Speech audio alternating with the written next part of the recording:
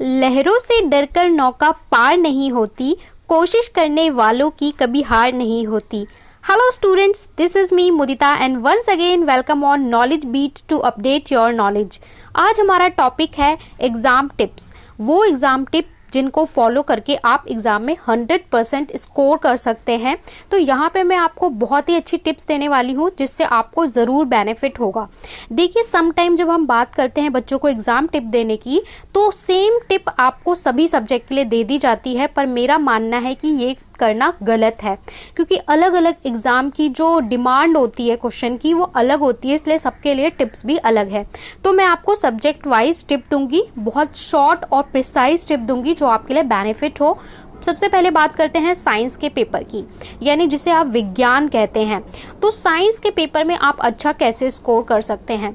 Number 1 point है कि science में आपको बहुत ज़्यादा थ्योरी लिखने की ज़रूरत नहीं होती, मतलब वो कहते हैं ना भर भर के पेज भरने वाला, तो वो आपको लिखने की ज़रूरत नहीं होती। साइंस में हमेशा आंसर क्रिस्प और टू द पॉइंट लिखें। नंबर 2, साइंस को अगर मैं बांटूं तो 3 पार्ट्स में हम डिवाइड कर सकते हैं, बायोलॉजी, फिजिक्स एंड केमिस्ट्री, यानी कि भौतिकी, रसायन और जीव विज्ञान। तो अगर हम फिजिक्स की बात करें, जब भी आप फिजिक्स का क्वेश्चन सॉल्व कर रहे हैं, ठीक है, जैसे कि अगर मैं क्लास 9 की बात करूं तो फोर्स, लॉ ऑफ मोशन, ये आपका फिजिक्स में आ जाता है। इसके अलावा 10th की बात करें तो लाइट, ठीक है, आपका इलेक्ट्रिसिटी, ये आपका फिजिक्स का आ जाता है। तो इसमें अगर आप इस तरह के क्वेश्चंस कर रहे हैं तो क्वेश्चन में आपसे पूछा गया है, नहीं पूछा गया है, फिर भी आप जब भी क्वेश्चन लिख रहे हैं तो उसमें फॉर्मूला भी लिखें।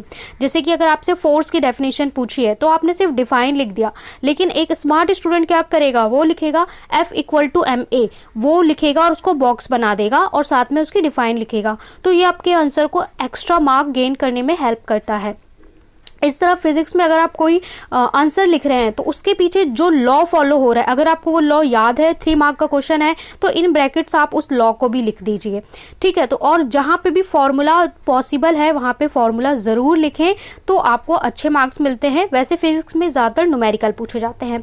बात करते हैं बायोलॉजी की। अगर बायोलॉजी का कोई क्वेश्चन आया है तो अगर क्वेश्चन में नहीं पूछा फिर भी आप डायग्राम बना दें। 1 मार्क का क्वेश्चन है तो डायग्राम बनाने की जरूरत नहीं है, लेकिन अगर 2 मार्क का या 3 मार्क का क्वेश्चन है, वहां पे अगर आप डायग्राम बना देते हैं और क्वेश्चन में नहीं बोला है तो आपका डायग्राम और लेबलिंग देखते ही टीचर आपको पूरे मार्क देगा। वहीं अगर आप आंसर लिखते हैं, मतलब रिटर्न में लिखते हैं, तो टीचर वहां पे आपके मार्क कट कर सकता है। लेकिन अगर डायग्राम बनाने के बाद आंसर लिखते हैं तो टीचर को पता है कि डायग्राम वो देखेगा, बच्चे को सब कुछ क्लियर है, तो वो आपके कंटेंट को ज्यादा पढ़ेगा भी नहीं और आपको पूरे मार्क दे देगा। जैसे कि मैं फॉर एग्जाम्पल बात कर लूँ, नर्वस सिस्टम की या न्यूरॉन्स की बात हो रही है, तो फटाफट से डेंड्राइट्स, वो न्यूरॉन डायग्राम, नर्वस टिश्यू वाला आप डायग्राम बना सकते हैं और यू गॉट मैक्सिमम मार्क्स, ठीक है। इसी तरीके से और भी जगह पे कई बार क्वेश्चन में नहीं पूछा जाता, बोल देता है एमीबा का आप समझाइए प्रोसेस, पूरा उसका जो डाइजेशन सिस्टम है वो समझाइए, रिप्रोडक्शन समझाइए, तो एमीबा का फट से डायग्राम बना दो। कंटेंट लिखना है बट डायग्राम बना दो, तो ये आपको गुड मार्क दिलाएगा। उसके बाद बात करते हैं केमिस्ट्री की। अगर आप केमिस्ट्री को जब भी कर रहे हैं तो हमेशा उसमें केमिकल रिएक्शन और इक्वेशन जरूर लिखें। इसीलिए आपको एटॉमिक नंबर्स पता होने चाहिए, रिएक्शंस पता होने चाहिए। फोटोसिंथेसिस की डेफिनेशन लिख रहे हैं तो वहाँ फोटोसिंथेसिस का रिएक्शन लिखो कि भाई CO2 H2O, फोटोसिंथेसिस क्लोरोफिल की प्रेजेंस में और सनलाइट की प्रेजेंस में वो ग्लूकोज बना रहा है C6H12O6, तो हमेशा रिएक्शन को लिख दो। जहां आप केमिकल रिएक्शन लिखते हैं, 2 मार्क का क्वेश्चन है, रिएक्शन लिखिए तो आपको पूरे 2 मार्क मिलेंगे, चाहे आप आंसर का स्टेटमेंट एक लाइन में क्यों ना लिखें, क्योंकि केमिस्ट्री का मतलब ही है केमिकल रिएक्शन। ओके गाइज, बात करते हैं मैथ्स की। मैथ्स में आप अच्छा मार्क्स ऐसे स्कोर कर सकते हैं, क्योंकि साइंस और मैथ ऐसे सब्जेक्ट है जिसमें बच्चे 100 आउट ऑफ 100 स्कोर करते हैं। मैथ्स में हमेशा स्टेप बाय क्वेश्चन सॉल्व करना चाहिए। मैथ्स में आपको पता होगा, मार्किंग स्कीम जिन्होंने देखी होगी, हर स्टेप के मार्क होते हैं, मतलब क्वेश्चन का इंट्रो का, बीच का कंटेंट लिखने का और आंसर आने का, पूरे का स्टेप वाइज मार्क होते हैं।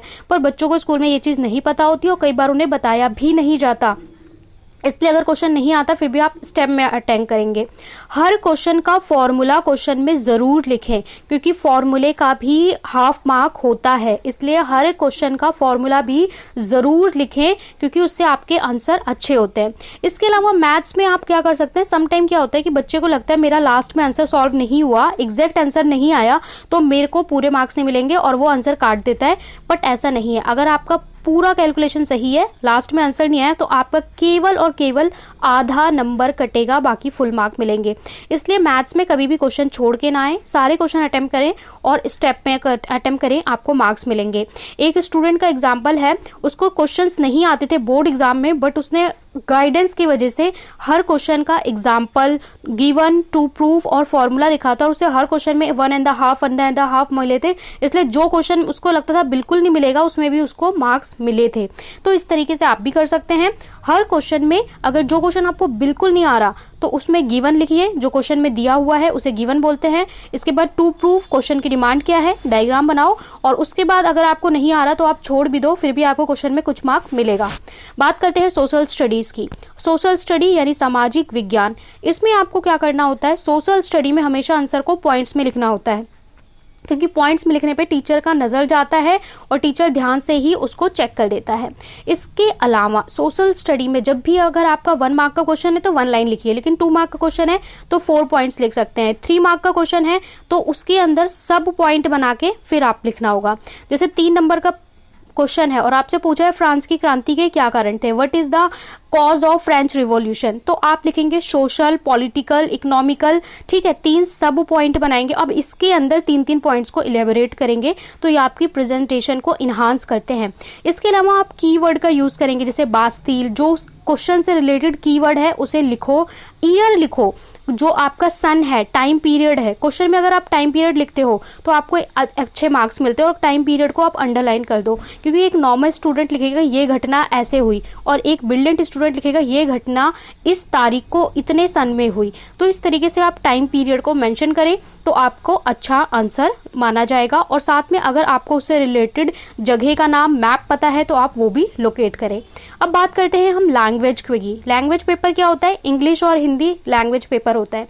देखिए बच्चों, लैंग्वेज पेपर सबसे आसान भी होता है, सबसे टफ भी होता है। आसान की इसमें ज्यादातर बच्चे आप पास हो जाते हैं, टफ लैंग्वेज में 100 आउट ऑफ 100 स्कोर करना बहुत मुश्किल होता है और बहुत कम आते हैं। क्यों? क्योंकि ये ऐसा सब्जेक्ट है जहाँ पे राइटिंग के मार्क कटते हैं। साइंस मैथ में कभी हैंडराइटिंग नहीं देखी जाएगी, बट लैंग्वेज में हैंडराइटिंग देखी जाएगी। इसलिए आप हैंडराइटिंग अच्छी लगे लैंग्वेज के पेपर में, इंग्लिश हिंदी में आपकी हैंडराइटिंग खराब है तो इंग्लिश में आप कर्सिव का यूज कर सकते हैं, और हिंदी लिखते वक्त आप वर्ड्स के बीच में स्पेस दें, थोड़ा थोड़ा जगह दें, और तो आपका राइटिंग अगर खराब भी है तो सुंदर लगेगी। कोई वर्ड मिस्टेक हो जाती है, पूरे पेज में एक वर्ड गलत हो गया तो उसे कट करने की बजाय आप छोड़ दें, क्योंकि उतने सारे कंटेंट में जरूरी नहीं है टीचर की नजर जाए, लेकिन अगर आप उसे कट करेंगे तो टीचर जरूर उस सेंटेंस को पढ़ेगा और आपके मार्क्स कटेंगे, ठीक है। तो यहाँ हैंडराइटिंग के मार्क कटते हैं, गलती करने के मार्क कटते हैं। दूसरा, इंग्लिश और हिंदी लैंग्वेज के पेपर में कभी भी आप स्पेलिंग मिस्टेक, एरर मिस्टेक ना करें, क्योंकि इसके मार्क जरूर कटते हैं। इसके बाद जहां सोशल स्टडी में आपको आंसर पॉइंट्स में देना होता है, वहीं इंग्लिश और हिंदी के पेपर में आपको आंसर पैरा में देना होता है, ठीक है। अगर आपको क्वेश्चन पूछा है तो उसमें आपको पैराग्राफ लिखना है, ना कि पॉइंट्स लिखना है। ये होता है लैंग्वेज में। इसके अलावा अगर आप जैसे निबंध लिख रहे हैं हिंदी में, या इंग्लिश में एस्से लिख रहे हैं, तो निबंध का कीवर्ड ये है कि निबंध में आप कुछ स्लोगन्स और कुछ पोएम्स की लाइन याद कर लें। जब आप अपना निबंध लिख रहे हैं तो उसके बीच में वो डाल सकते हैं, जिससे आपको मैक्सिमम मार्क मिलेंगे। जैसे अगर आप महिलाओं के बारे में कोई निबंध लिख रहे हैं या लड़कियों के बारे में कोई निबंध लिख रहे हैं, तो उसमें झांसी की रानी, बुंदेले हर बोलो के में, इसकी 2 लाइन लिख सकते हैं अपने निबंध को और अच्छा करने के लिए। आतंकवाद पे लिख रहे हैं तो उसकी कोई 2 अच्छी सी लाइन लिख सकते हैं, या कोई जैसे महात्मा गांधी का शांति का उद्देश्य, कोई 2 लाइन का स्लोगन, वो से बीच बीच में निबंध के डाल देंगे तो आपको बहुत अच्छे मार्क मिलेंगे। तो ये थी कुछ इंपॉर्टेंट टिप्स। आई होप ये हेल्पफुल होंगी। अगर आपको अच्छा लगा ये, तो ज़्यादा से ज़्यादा ऑडियो को यहाँ पे शेयर करें, चैनल को फॉलो कर लें, और साथ ही साथ इसी तरीके के एग्जाम रिलेटेड अपडेट, एनसीईआरटी की समरी, सोशल स्टडी सारे सब्जेक्ट की, हिंदी की सारे सब्जेक्ट की समरी, और भी आपको इम्पॉर्टेंट एग्जाम रिलेटेड सारा कंटेंट, मोटिवेशनल वीडियो, सब कुछ हमारे चैनल पर मिलेगी। तो आप बस फॉलो कर लें और बेल आइकन को प्रेस कर दें। मिलते हैं नेक्स्ट इंटरेस्टिंग ऑडियो फॉरकास्ट में, तब तक के लिए बाय बाय।